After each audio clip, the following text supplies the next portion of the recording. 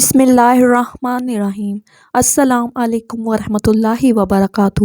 ناظرین، بوڑھوں کے مرنے سے چند لمحے پہلے کے دو کام اللہ تعالیٰ کو بہت پسند ہیں۔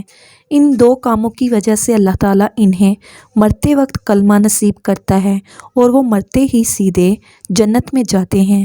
ناظرین، اداس چہرہ، سفید داڑھی، سفید بال، ہاتھ میں لاٹھی، چال میں سستی، بات کرنے میں گھبراہٹ، یہ معاشرے کا وہ کمزور طبقہ ہے جسے ہم بوڑھا کہتے ہیں۔ انسانی زندگی کئی مراحل سے گزرتے ہوئے بڑھاپے کو پہنچتی ہے۔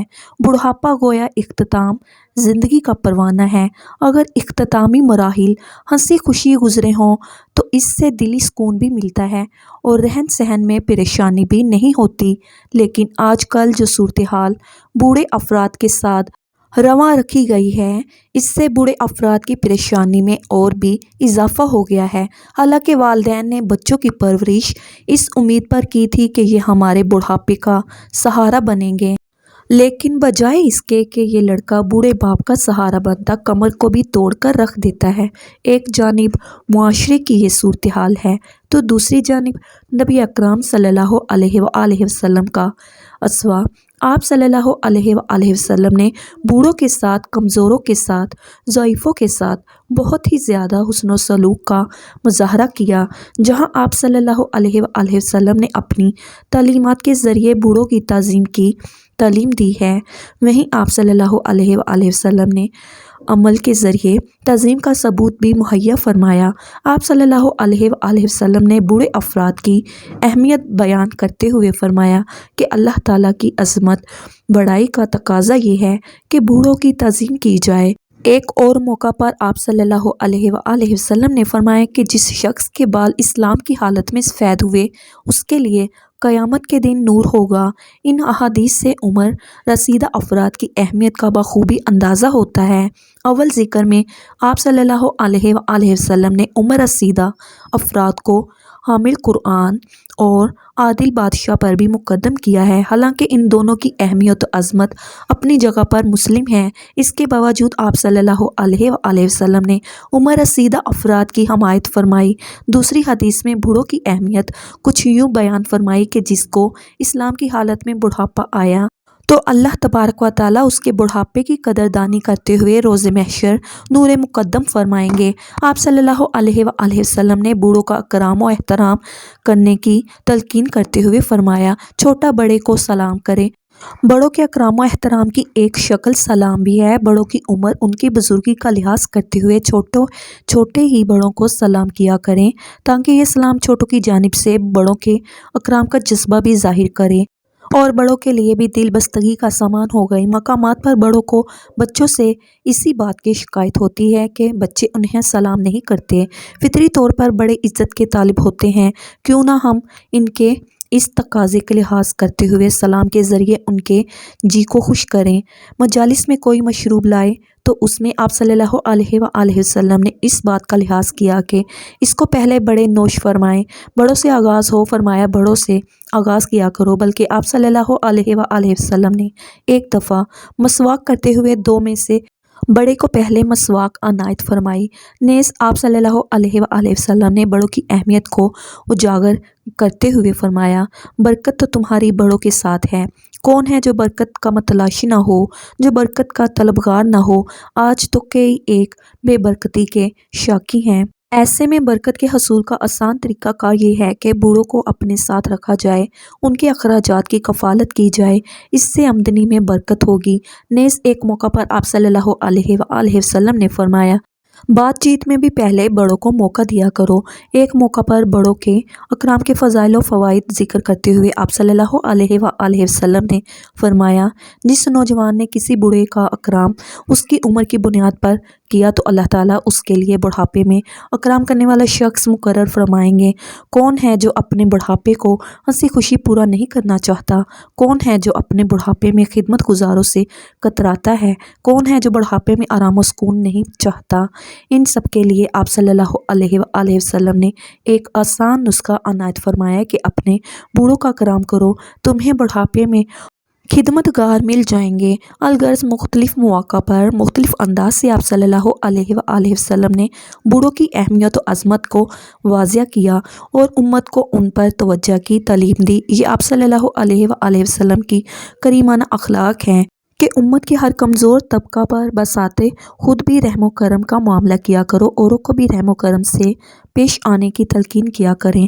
ایک بوڑھا شخص آپ صلی اللہ علیہ وآلہ وسلم کی مجلس میں حاضر ہوئے تو آنے والے کے لیے لوگوں نے مجلس میں گنجائش نہ پیدا کی، تو آپ صلی اللہ علیہ وآلہ وسلم اس صورتحال کو دیکھ کر صحابہ کرام سے مخاطب ہو کر فرمایا، جو شخص چھوٹوں پر شفقت نہ کرے، بڑوں کی عزت نہ کرے، وہ ہم میں سے نہیں۔ یعنی ایک مسلمان میں جو صفات ہونی چاہیے ان میں سے ایک بڑوں کا اکرام بھی ہے۔ اگر کوئی اس وصف سے متفق نہیں تو گویا وہ ایک اہم مسلمان صفت سے محروم ہے۔ اگر کوئی اس اہم اسلامی صفت کا خواستگار ہے تو اسے بڑوں کے اکرام میں بڑھ چڑھ کر حصہ لینا چاہیے۔ فتح مکہ کے بعد جو حیرت انگیز واقعات رونما ہوئے انہی میں سے ایک اہم واقعہ حضرت ابوبکر صدیق رضی اللہ تعالیٰ عنہ کے بوڑھے والد کا بھی پیش آیا۔ لوگوں نے آپ صلی اللہ علیہ وآلہ وسلم کے دست حق پر اسلام قبول کرنے کے لیے انہیں آپ صلی اللہ علیہ وآلہ وسلم کی مجلس میں حاضر کیا۔ آپ صلی اللہ علیہ وآلہ وسلم نے ان کے بڑھاپے کو دیکھتے ہوئے فرمایا، ان کو گھر ہی میں کیوں نہ چھوڑا، میں خود ان کے گھر پہنچ جاتا۔ واضح رہے آپ صلی اللہ علیہ وآلہ وسلم مکہ مکرمہ میں فاتحہ بن کر داخل ہو رہے ہیں، اس کے باوجود بوڑھوں کے ساتھ آپ صلی اللہ علیہ وآلہ وسلم کا رحیمانہ کریمانہ سلوک ہے۔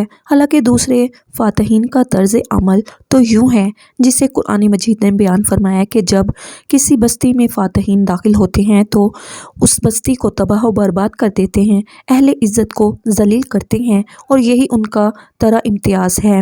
یہ عمر رسیدہ افراد کی عملی قدردانی ہے جس کو آپ لوگوں کے سامنے بیان کر رہے ہیں۔ ان کی بزرگی کا لحاظ کرتے ہوئے آپ صلی اللہ علیہ وآلہ وسلم نے یہ ہرگز خیال نہیں کیا کہ ابو قحافہ ایک طویل عرصے تک کفر کی حالت میں رہے، اب کفر مغلوب ہوا تو وہ مسلمان ہو رہے ہیں۔ بعض دفعہ انسان سابقہ اختلاف کی وجہ سے کسی بھی تعظیم و تکریم سے کتراتا ہے، حالانکہ اس میں ان لوگوں کے لیے اسوہ ہے کہ سن رسیدہ کی پہلی صورت تعظیم کی جائے۔ ابو مسعود انصاری رضی اللہ تعالیٰ عنہ فرماتے ہیں کہ ایک دفعہ ایک صحابی آپ صلی اللہ علیہ وآلہ وسلم کی خدمت میں حاضر ہو کر شکایت کرنے لگے کہ میں ظہر کی نماز میں فلاں شخص کی طویل قرات کی وجہ سے حاضر نہیں ہو سکا۔ ابو مسعود کہتے ہیں کہ میں نے اس موقع پر آپ صلی اللہ علیہ وآلہ وسلم کو جس غضبناک کیفیت میں دیکھا اس سے پہلے کبھی نہ دیکھا تھا۔ پھر آپ صلی اللہ علیہ وآلہ وسلم نے صحابہ کرام سے مخاطب ہو کر ارشاد فرمایا، نمازیوں میں نماز سے نفرت مت پیدا کرو، لہٰذا جو بھی شخص امامت کرے وہ ہلکی نماز پڑھایا کرے، کیونکہ اس میں کمزور بھی ہیں، بوڑھے بھی ہیں، ضرورت مند بھی ہیں۔ ایک اور موقع پر آپ صلی اللہ علیہ وآلہ وسلم سے طویل قرات کی شکایت کی گئی تو آپ صلی اللہ علیہ وآلہ وسلم نے حضرت معاذ رضی اللہ تعالیٰ عنہ پر غصہ ہوتے ہوئے فرمایا، اے معاذ، کیا تم لوگوں کو فتنہ میں ڈالنے والے ہو؟ 3 دفعہ آپ صلی اللہ علیہ وآلہ وسلم نے ان کلمات کو دہرایا۔ غور و خوض کا مقام ہے کہ سن رسیدہ اور کمزور افراد کی رعایت کا سلسلہ نماز جیسے اہم فریضہ میں بھی جاری ہے۔ بڑھیا کا مشہور واقعہ جس میں آپ صلی اللہ علیہ وآلہ وسلم نے بڑھیا کا سامان اٹھا کر شہر مکہ کے باہر پہنچا دیا تھا، حالانکہ وہ بڑھیا جو اسلام سے کنارہ کشی اختیار کرتے ہوئے آپ صلی اللہ علیہ وآلہ وسلم کے خلاف بد زبانی میں مصروف تھی، لیکن آپ صلی اللہ علیہ وآلہ وسلم کی خدمت کے طفیل اس بڑھیا نے بھی اسلام قبول کر لیا تھا۔ ایک دفعہ مجلس میں بائیں جانب اکابر صحابہ کرام رضی اللہ تعالیٰ عنہم تشریف فرما تھے اور دائیں جانب بچے بیٹھے ہوئے تھے، اور مجلس میں کوئی مشروب پیش ہوا تو آپ صلی اللہ علیہ وآلہ وسلم نے بچوں سے اجازت چاہی، چونکہ تم دائیں جانب ہو، اگر اجازت دو تو میں اس کو بڑے صحابہ کرام سے شروع کروں، تو بچوں نے آپ کو بخوشی اجازت دے دی۔ آپ صلی اللہ علیہ وآلہ وسلم نے بائیں جانب بڑوں کی موجودگی کے باوجود اس بات کی کوشش کی کہ مشروب کا آغاز بڑوں اور بوڑھوں سے ہی کیا جائے، اس لیے بچے سے اجازت بھی مانگی، لیکن بچے نے آپ صلی اللہ علیہ وآلہ وسلم کی روش کردہ برکت کی وجہ سے اپنے آپ کو کسی پر ترجیح نہ دی۔ اس سے بھی بڑوں کے ساتھ اکرام کا درس ملتا ہے کہ ہر صورت ان کے اکرام کی کوشش کی جائے۔ آپ صلی اللہ علیہ وآلہ وسلم نے بوڑھوں کا ہر موقع پر لحاظ فرمایا۔ کسی بھی بوڑھے کا اکرام آپ صلی اللہ علیہ وآلہ وسلم نے انسانیت کی بنیاد پر کیا۔ رشتہ داری اور تعلق سے بالاتر ہو کر آپ صلی اللہ علیہ وآلہ وسلم نے بوڑھوں کے اکرام کو ترجیح دی۔ آج ضرورت اس بات کی ہے کہ انسانی کے ستم رسیدہ طبقے کے ساتھ احترام و اکرام کا معاملہ کیا جائے، ان کے حقوق جان کر پورے کرنے کی کوشش کریں۔ ناظرین، نبی کریم صلی اللہ علیہ وآلہ وسلم نے 9 طرح کے بوڑھوں کے بارے میں فرمایا ہے کہ ان کی زندگی سے اللہ تعالیٰ راضی ہوا اور ان کو مرتے وقت کلمہ طیبہ نصیب ہو جاتا ہے۔ ان خوش نصیب بوڑھوں میں سے سب سے پہلے نمبر پر وہ لوگ ہیں جو اپنی زندگی میں ایمان پر استقامت رکھتے ہیں۔ ایسے بوڑھے افراد جو اپنی زندگی میں ایمان رکھتے ہیں اور اللہ تعالیٰ کے ساتھ اپنے تعلق کو مضبوط رکھتے ہیں، ان کی زبان پر کلمہ طیبہ جاری ہونے کی قوی امید کی جاتی ہے۔ رسول اللہ صلی اللہ علیہ وآلہ وسلم نے فرمایا، جو شخص لا الہ الا اللہ کہتے ہوئے دنیا سے رخصت ہوا وہ جنت میں داخل ہوگا۔ بحوالہ صحیح مسلم۔ ایمان کی استقامت اور اللہ تعالیٰ کے ذکر پر موت کے وقت جنت کی خوشخبری ملتی ہے۔ بوڑھے افراد جو طویل عمر گزارنے کے باوجود اپنے ایمان پر قائم رہتے ہیں، ان کے لیے یہ سعادت ممکن ہے۔ نمبر 2، والدین کی خدمت کرنے والے بوڑھے۔ والدین کی خدمت کرنے والے افراد کے بارے میں حدیث میں بہت فضیلت بیان کی گئی ہے، اور ایسے بوڑھے افراد جو اپنی اولاد کو نیکی اور خیر کی طرف رہنمائی کرتے رہے ہوں، ان کی زبان میں کلمہ جاری ہونے کی قوی امید ہوتی ہے۔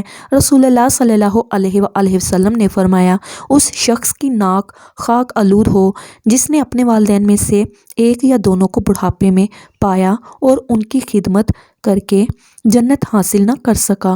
بحوالہ صحیح مسلم۔ یہ حدیث ان افراد کی فضیلت کو بیان کرتی ہے جو اپنے والدین کی خدمت کرتے ہیں اور ان کی دعاؤں کا وسیلہ بنتے ہیں۔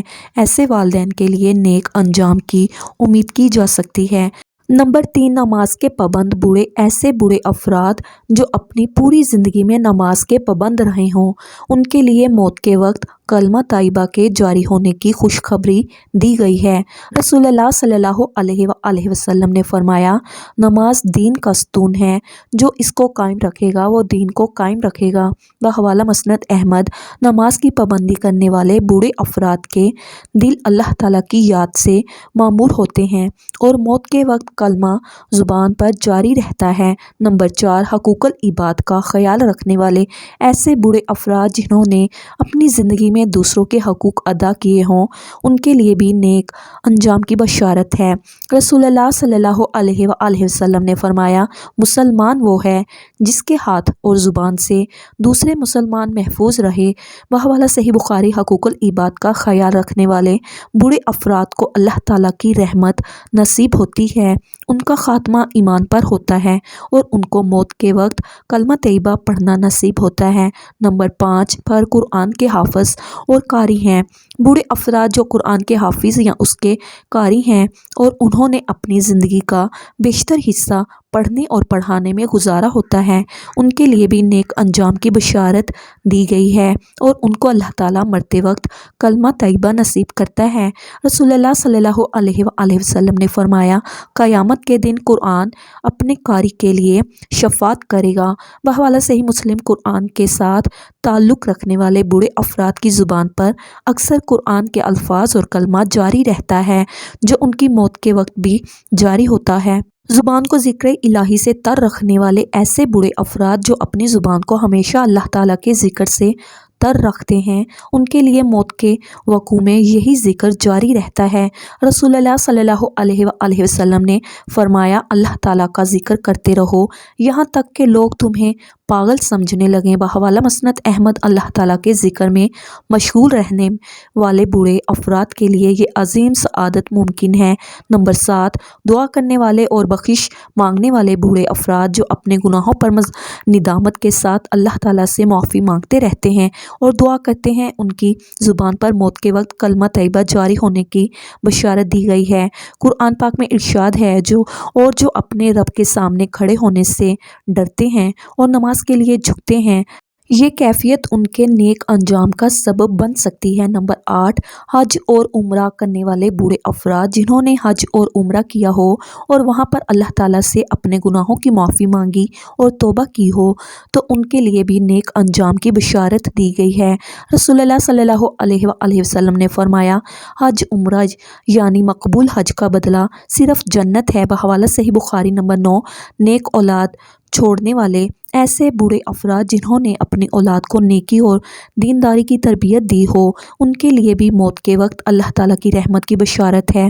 رسول اللہ صلی اللہ علیہ وآلہ وسلم نے فرمایا، جب انسان فوت ہو جاتا ہے تو اس کے اعمال کا سلسلہ منقطع ہو جاتا ہے سوائے 3 چیزوں کے: صدقہ جاریہ، علم جس سے فائدہ اٹھایا جائے، اور نیک اولاد جو اس کے لیے دعائے خیر کرے۔ بحوالہ صحیح مسلم۔ موت کے وقت کلمہ طیبہ کا جاری ہونا اللہ تعالیٰ کی ایک عظیم نعمت اور بندے کے نیک اعمال کا ثمر ہے۔ مذکورہ صفات اور اعمال ایسے بوڑھے افراد کو اس سعادت کا مستحق بناتے ہیں۔ ہمیں چاہیے کہ ہم ان اعمال کو اپنی زندگی کا حصہ بنائیں اور بڑھاپے میں اللہ تعالیٰ کی رحمت کے طلبگار رہیں۔